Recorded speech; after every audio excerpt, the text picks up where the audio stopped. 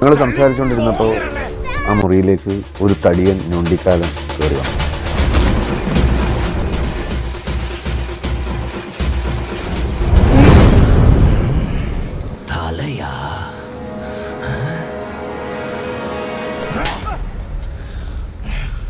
അങ്ങനെ ഞാൻ അയാളോട് ചോദിച്ചു, സുഹൃത്തെ, എന്താണ് നിങ്ങളുടെ പേര്?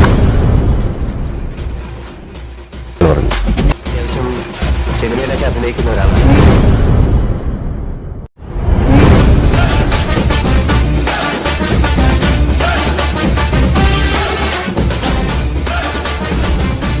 ഏത് നായിന്റെ മുൻ പറഞ്ഞിട്ട് ചെയ്തതായാലും വേണ്ടില്ല. ഞാൻ വന്ന് നിരത്തിയിട്ട് പോയി എന്ന് പോയി പറഞ്ഞ തിരിഞ്ഞവനും നോക്കില്ല. അതുകൊണ്ടാണ് തൊലിയാർ മണിയ എന്ന ഇവന്മാരെല്ലാവരും എന്ന് വിളിക്കുന്നത്. സോ മിസ്റ്റർ രമേശ് നമ്പ്യാർ, കാണാം നിന്റെ പുത്തൻ റേവൻ ഗ്ലാസ്. ഇത് ചവിട്ടി പൊട്ടിച്ചതിന്റെ കാര്യം.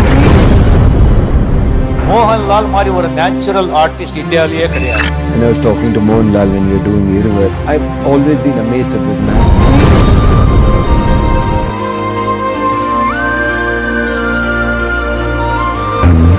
But I've always believed that he is the most natural actor that we have in the country today. With Mohanlal Saab would be one of the greatest achievements that I can ever do. I have huge amount of respect for Mohanlal Saab.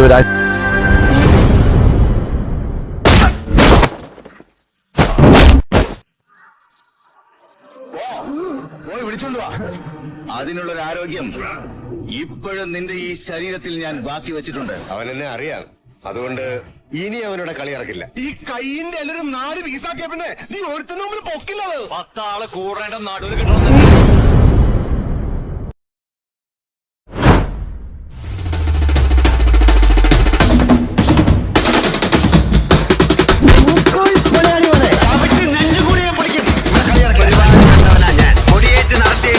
ഉത്സവം ജഗന്നാഥൻ നടത്തും. ഇപ്പോൾ മുഖ്യമന്ത്രി പ്രധാനമന്ത്രി ഏത് നായിന്റെ മുൻ പറഞ്ഞിട്ട് ചെയ്തതായാലും വിളിച്ചില്ല. ഞാൻ വന്ന് നിരത്തിയിട്ട് പോയി എന്ന് പോയി പറഞ്ഞ തിരിഞ്ഞവനും നോക്കില്ല. അതുകൊണ്ടാണ് തൊലിയാർ മണിയ എന്ന ഇവന്മാരെല്ലാവരും എന്ന് വിളിക്കുന്നത്. സോ മിസ്റ്റർ രമേശ് നമ്പ്യാർ, കാണാം നിന്റെ പുത്തൻ റേവൻ ഗ്ലാസ്. ഇത് ചവിട്ടി പൊട്ടിച്ചതിന്റെ കാര്യം.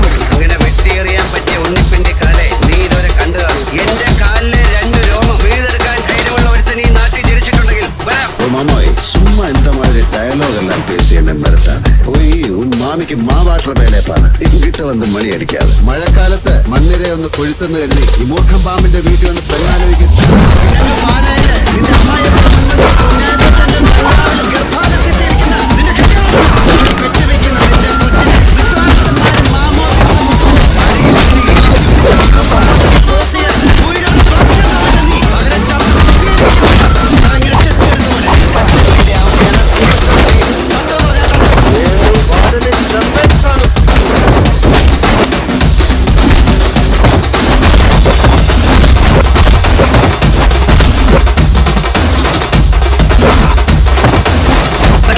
ഒരുപാട് കണ്ടവനാ ഞാൻ.